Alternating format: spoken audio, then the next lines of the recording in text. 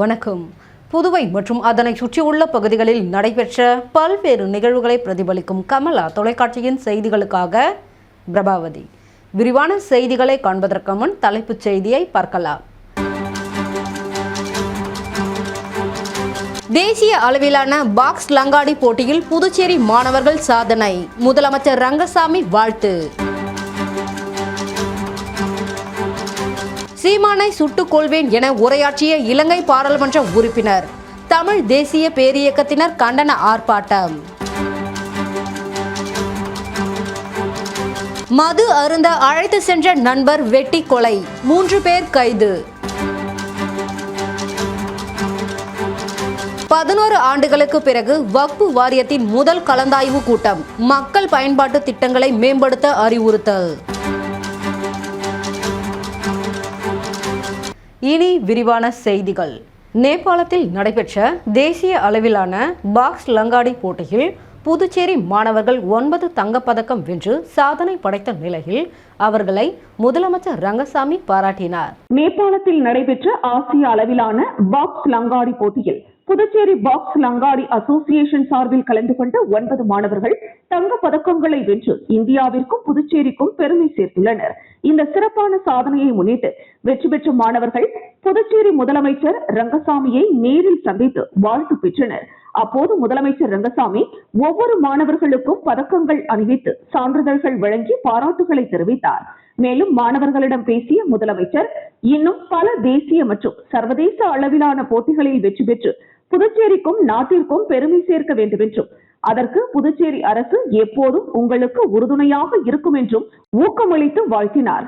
இந்த நிகழ்வில் Puducherry box லங்காடி association தலைவர் ஏகாம்பரம், செயலாளர் மாறன், பயிற்சியாளர்கள் வீரன், பஞ்சாட்சலம் உள்ளிட்ட நிர்வாகிகள் பாலு, பூபாலன், கிருஷ்ணன், சக்திவேல், சுரேந்திரன், பழனி, ராஜா, ஹரிகிருஷ்ணன், சத்யா, தேவா, இளவேந்தன் மற்றும் மாணவர்களின் பெற்றோர்கள் கலந்து கொண்டு மாணவர்களை பாராட்டினர். மது அருந்த அழைத்து சென்ற நண்பரை சரமாரியாக வெட்டி கொலை செய்த ரவுடி உட்பட 3 பேரை காவல்துறையினர் பிடித்து விசாரணை நடத்தி வருகின்றனர். புதுச்சேரி லாஸ்பேட்டை கருவடிக்குப்பம் பகுதியை சேர்ந்தவர் கொத்தனார் 26 வயதான ராஜன் என்கிற பவளராஜ்.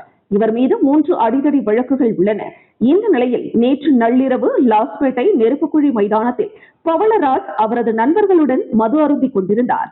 அப்போது மது அருந்திக் கொண்டிருந்த சக நண்பர்கள் பவளராஜை சரமாரியாக வெட்டியதில் சம்பவ இடத்திலேயே உயிரிழந்தார். அப்போது அவ்வழியாக சென்ற மக்கள் இந்த சம்பவம் குறித்து லாஸ்பேட்டை காவல் நிலையத்திற்கு தகவல் கொடுத்தனர். தகவலின் அடிப்படையில் காவல்துறையினர் சம்பவ இடத்திற்கு வந்து சடலத்தை கைப்பற்றி பிரேத பரிசோதனைக்காக கதிர்காமம் அரசு மருத்துவமனைக்கு அனுப்பி வைத்தனர். தொடர்ந்து காவல்துறையினர் நடத்திய முதற்கட்ட விசாரணையில் ராஜன் என்கிற பவளராஜ் மற்றும் அதே பகுதியை சேர்ந்த ரவுடி பழனி முருகன் என்கிற சுல்லான் ஆகியோர் நண்பர்களாக பழகி வந்துள்ளனர். பழனி முருகன் மீது கொலை, அடிதடி உள்ளிட்ட பல்வேறு வழக்குகள் நிலுவையில் உள்ளன. இதனிடையே கடந்த சில தினங்களுக்கு முன்பு இருவருக்கும் தகராறு ஏற்பட்டுள்ளது. இதில் ஆத்திரமடைந்த பழனி முருகன் பவளராஜை தீர்த்து கட்ட முடிவு செய்து சமாதானம் பேசலாம் என கூறி மது அருந்த பவளராஜை அழைத்துள்ளார். தொடர்ந்து நேற்று பிற்பகல் முதல் இரவு வரை மதுபான கடைகளில் பவளராஜ், பழனி முருகன் மற்றும் அவரது கூட்டாளிகள் மது அருந்தி வந்துள்ளனர். மீண்டும் இரவு மது அருந்தலாம் என்று கூறி லாஸ்பேட்டை நெருப்புக்குழி பகுதிக்கு பவளராஜை அழைத்துள்ளனர். இதையடுத்து பவளராஜ் நெருப்புக்குழிக்கு சென்று அவர்களுடன் மது அருந்தி உள்ளார். அப்பொழுது பவளராஜுக்கு போதை தலைக்கேறிய நிலையில் பழனி முருகனும் அவரது கூட்டாளிகளும் அங்கு மறைத்து வைத்திருந்த கத்தி, அரிவாள் உள்ளிட்ட ஆயுதங்களால் சரமாரியாக வெட்டியது ராஜன் என்கிற பவளராஜ் சம்பவ இடத்திலேயே உயிரிழந்தது தெரிய வந்தது. தொடர்ந்து பழனி முருகன் மற்றும் அவரது கூட்டாளிகளான சிவா, கமலேஷ் ஆகியோரை காவல்துறையினர் கைது செய்து ரகசிய இடத்தில் வைத்து விசாரணை மேற்கொண்டு வருகின்றனர்.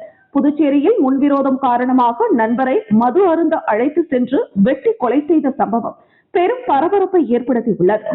நாம் தமிழர் கட்சி ஒருங்கிணைப்பாளர் சீமானை சுட்டுக் கொள்வேன் என இலங்கை பாராளுமன்ற உறுப்பினர் உரையாற்றியதை கண்டித்து தமிழ் தேசிய பேரியக்கம் சார்பில் கண்டன ஆர்ப்பாட்டம் நடைபெற்றது. நாம் தமிழர் கட்சி ஒருங்கிணைப்பாளர் சீமானை இலங்கை பாராளுமன்ற கூட்டத்தில் பாராளுமன்ற உறுப்பினர் ராமநாதன் அர்ஜுனன் என்பவர் சுட்டுக் கொள்வேன் என பேசியதாக கூறப்படுகிறது. இதற்கு கண்டனம் தெரிவிக்கும் வகையில் புதுச்சேரி தமிழ் தேசிய பேரியக்கம் சார்பில் காமராஜர் சதுக்கம் அருகே ராமநாதன் அர்ஜுனனுக்கு கண்டனம் தெரிவிக்கும் வகையில் கண்டன ஆர்ப்பாட்டம் நடைபெற்றது. அப்போது ராமநாதன் அர்ஜுனன் உருவப்படத்தை செருப்பால் அடித்தும் கிழித்தும் தங்களது கண்டனத்தை தெரிவித்தனர். சீமான் குறித்து அவதூறாக பேசிய ராமநாதன் அர்ஜுனன் மன்னிப்பு கேட்க வேண்டும் எனவும் கோரிக்கை வைத்தனர்.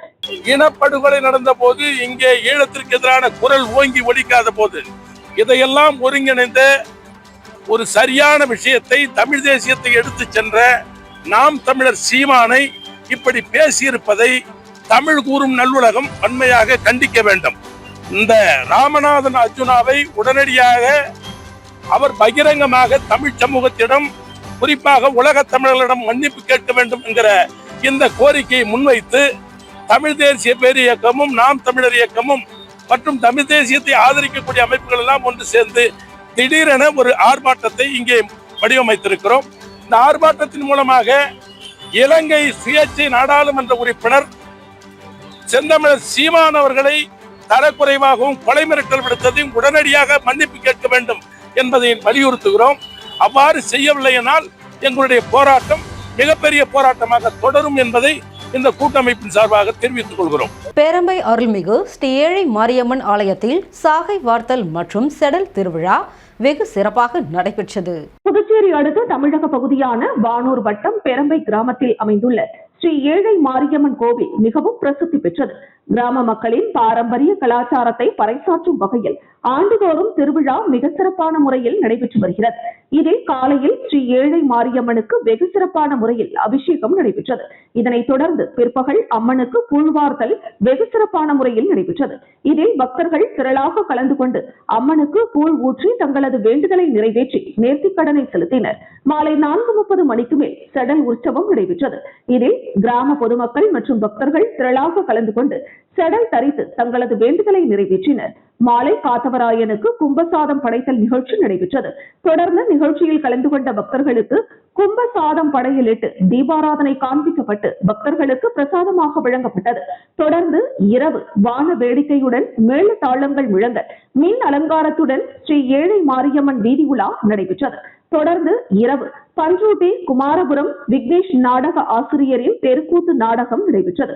இதனை பொதுமக்கள் மற்றும் சுற்று வட்டாரத்தை சேர்ந்த ஏராளமானோர் கலந்து கொண்டு தெருக்கூத்தினை கண்டு களித்தனர். மேலும் தேர் திருவிழாவினை முன்னிட்டு பேரம்பை கிராம இளைஞர்கள் ஏற்பாட்டில் தலைவாழை இலை போட்டு அனைவருக்கும் அறுசுவை விருந்து சுமார் 500க்கும் மேற்பட்ட நபர்களுக்கு பரிமாறப்பட்டது. நிகழ்ச்சிக்கான ஏற்பாட்டினை பேரம்பை கிராமவாசிகள் சிறப்பாக செய்திருந்தனர். 11 ஆண்டுகளுக்கு பிறகு புதுச்சேரியில் வக்பு வாரியத்தின் முதல் கலந்தாய்வு கூட்டம் நடைபெற்றது. புதுச்சேரியில் 11 ஆண்டுகளுக்கு பிறகு புதிதாக அமைக்கப்பட்ட வக்பு வாரியத்தின் முதல் கலந்தாய்வு கூட்டம் நடைபெற்றது. கூட்டத்திற்கு வக்பு வாரிய தலைவர் அப்துல் ரஹ்மான் தலைமை தாங்கினார். இதில் உறுப்பினர்கள் சட்டமன்ற உறுப்பினர் நாஜிம், டாக்டர் வித்யா ராம்குமார் மற்றும் நிர்வாகிகள் பலர் கலந்து கொண்டனர். கூட்டத்தில் 11 ஆண்டுகளுக்கு பிறகு வக்பு வாரியம் அமைக்கப்பட்டதற்கு அரசுக்கு நன்றி தெரிவிக்கப்பட்டது. மேலும் பொதுநலம் சார்ந்த பல்வேறு திட்டங்கள் குறித்து ஆலோசிக்கப்பட்டது.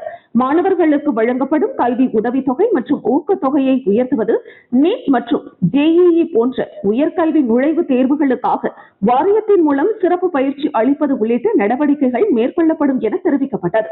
அதேபோல் வகுப்பு வாரியத்தில் காலியாக உள்ள இடங்களை கல்வி நிறுவனங்கள், மருத்துவமனைகள் உள்ளிட்ட மக்கள் பயன்பாட்டு திட்டங்களுக்காக மேம்படுத்த நடவடிக்கை எடுக்கப்படும் என கூட்டத்தில் அறிவுறுத்தப்பட்டது. முத்தியால்பேட்டையில் முதல் கட்டமாக 50 மீனவ படகுகளுக்கு ரேடார் கருவி பொருத்தும் திட்டம் துவங்கப்பட்டுள்ளது. முத்தியால்பேட்டை தொகுதியில் ஆயிரக்கணக்கான மீனவ சமுதாய மக்கள் மீன்பிடி தொழிலில் ஈடுபட்டு மாநிலத்தின் வருவாயில் முக்கிய பங்காற்றி வருகின்றனர். மீன்பிடிக்க நடுக்கடலுக்கு செல்லும் போது மோட்டார் பழுது, தகவல் தொடர்பு துண்டிப்பு உள்ளிட்ட எதிர்பாராத சிக்கல்களை மீனவர்கள் சந்தித்து வந்தனர். இதனை கருத்தில் கொண்டு முத்தியால்பேட்டை தொகுதி NR காங்கிரஸ் சட்டமன்ற உறுப்பினர் வையாபுரி மணிகண்டன் மீனவர்களின் பாதுகாப்பை உறுதி செய்யும் வகையில் நவீன தொழில்நுட்ப வசதிகளை பயன்படுத்த நடவடிக்கை எடுத்தார். இதனையடுத்து முதலமைச்சரின் வழிகாட்டுதலின்படி முத்தியால்பேட்டை தொகுதியை சேர்ந்த மீனவர்களின் சிறிய ரக ஃபைபர் படகுகளில் ரேடார் கருவி பொருத்த ஏற்பாடு செய்யப்பட்டது. முதற்கட்டமாக சோலைநகர் தெற்கு பகுதியில் 50 படகுகளில் ரேடார் கருவி பொருத்தப்பட்டுள்ளது. பேரிடர் அல்லது அவசர கால சூழ்நிலைகளில் மீனவர்களை விரைவாக கண்டறிந்து மீட்பு பணிகளை மேற்கொள்ள இந்த வசதி உதவும் என தெரிவிக்கப்பட்டுள்ளது. இந்த நிகழ்ச்சியில் மீன்வளம் மற்றும் மீனவர் நலத்துறை அதிகாரிகள், சோலைநகர் தெற்கு பஞ்சாயத்தார், என்ஆர் காங்கிரஸ் நிர்வாகிகள் மற்றும் ஆதரவாளர்கள் பலர் கலந்து கொண்டனர். புதுப்பேட்டையில் என்ஆர் வெற்றி கோப்பை கிரிக்கெட் போட்டி துவங்கியுள்ளது. புதுச்சேரி தட்டாஞ்சாவடி தொகுதிக்குட்பட்ட புதுப்பேட்டையில் அசோக் ஆனந்த் பேரவை, புதுப்பேட்டை இளைஞர்கள் சார்பில் என்ஆர் வெற்றி கோப்பை கிரிக்கெட் போட்டிகள் இன்று கோலாகலமாக துவங்கின. 6ஆம் ஆண்டு நடைபெறும் இந்த மாபெரும் ரப்பர் பந்து கிரிக்கெட் போட்டியில் 35க்கும் மேற்பட்ட அணிகள் கலந்து கொண்டு விளையாடுகின்றன. போட்டி தொடக்க நிகழ்வில் புதுப்பேட்டை ஊர் பெரியவர்கள் மற்றும் உள்ளூர் முக்கிய பிரமுகர்கள் கலந்து கொண்டு போட்டியை தொடங்கி வைத்தனர். 3 நாட்கள் நடைபெறும் இந்த போட்டியில் பல்வேறு அணிகள் மோத உள்ள நிலையில் இறுதிப் போட்டி ஞாயிற்றுக்கிழமை நடைபெற உள்ளது. போட்டியில் வெற்றி பெறும் அணிகளுக்கு சிறப்பு பரிசுகள் வழங்கப்பட உள்ளதாக ஏற்பாட்டாளர்கள் தெரிவித்தனர். புதுச்சேரியில் 2 சிறுநீரகங்களும் செயலிழந்த 11 வயது சிறுவனுக்கு சிறுநீரக மாற்று அறுவை சிகிச்சையின் மூலம் சிறுநீரகம் பொருத்தி தனியார் மருத்துவமனை சாதனை நிகழ்த்தியுள்ளது. புதுச்சேரியில் செய்தியாளர்களுக்கு பேட்டியளித்த புகழ்பெற்ற சிறுநீரக அறுவை சிகிச்சை நிபுணர் டாக்டர் முருகேசன், புதுச்சேரியை சேர்ந்த குருபிரசாத் என்கிற 11 வயதான சிறுவன் சிறுநீரக செயலிழப்பால் புதுச்சேரி மூலக்குளத்தில் உள்ள ஈஸ்ட் கோஸ்ட் என்ற தனியார் மருத்துவமனையில் சிகிச்சைக்காக அனுமதிக்கப்பட்டார்.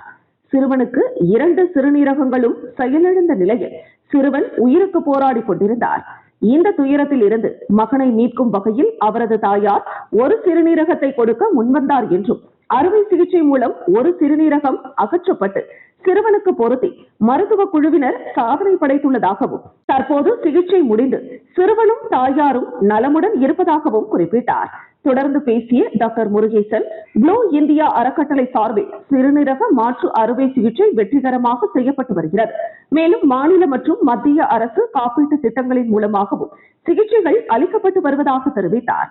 உயர் ரத்த அழுத்தம், சர்க்கரை வியாதி, அதிக அளவு கொழுப்பு மற்றும் நேரத்திற்கு உணவு உட்கொள்ளாமல் இருந்தால் சிறுநீரக செயலிழப்பு ஏற்பட அதிக வாய்ப்புள்ளதாக குறிப்பிட்ட டாக்டர் முருகேசன், மருத்துவர் மட்டுமின்றி மனித நேயம், தியாகம் மற்றும் கருணை ஒன்று சேரும் போது ஒரு உயிருக்கு மீண்டும் புதிய வாழ்வு கிடைக்கும் என்பது இந்த அறுவை சிகிச்சை மூலம் அறிந்து கொள்ளலாம் என்றும் தெரிவித்தார்.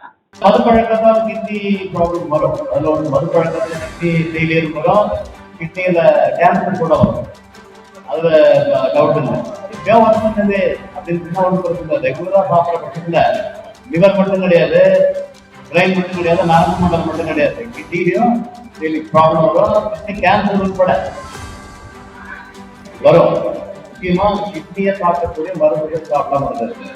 இந்த ஆர்டர்ல தான் பிபி, சுகரு, அதுக்கடுத்து வந்து எக்ஸ்ட்ரா அதிகபட்சமா இருக்கிற கொழுப்பு சத்து, 4வது அனாவசியமான மருந்துகள் சாப்பிடாம இருக்கிறது. கிட்னியை சாப்பிடக்கூடிய மருந்து முக்கியமா சாப்பிடுறது. இதான் முக்கியமா செய்ய வேண்டியது. மீண்டும் தலைப்புச் செய்திகள். தேசிய அளவிலான பாக்ஸ் லங்காடி போட்டியில் புதுச்சேரி மாணவர்கள் சாதனை, முதலமைச்சர் ரங்கசாமி வாழ்த்து. சீமானை சுட்டுக் கொள்வேன் என உரையாற்றிய இலங்கை பாராளுமன்ற உறுப்பினர், தமிழ் தேசிய பேரியக்கத்தினர் கண்டன ஆர்ப்பாட்டம். மது அருந்த அழைத்து சென்ற நண்பர் வெட்டி கொலை, 3 பேர் கைது. 11 ஆண்டுகளுக்கு பிறகு வக்ஃபு வாரியத்தின் முதல் கலந்தாய்வு கூட்டம், மக்கள் பயன்பாட்டு திட்டங்களை மேம்படுத்த அறிவுறுத்தல். இத்துடன் செய்திகள் நிறைவடைகிறது. செய்திகளை உடனுக்குடன் தெரிந்து கொள்ள கமலா தொலைக்காட்சி சமூக வலைதளத்தை பின்பற்றவும். நன்றி, வணக்கம்.